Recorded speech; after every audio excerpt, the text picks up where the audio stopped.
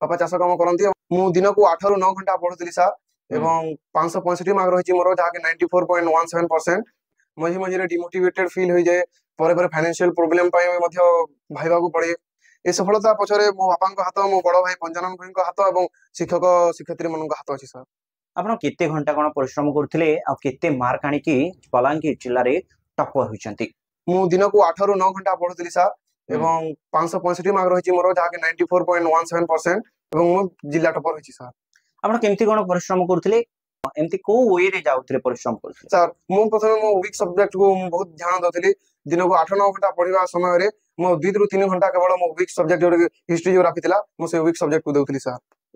बापांक सह परिवार लोकन को केमती कौन सपोर्ट रहितला?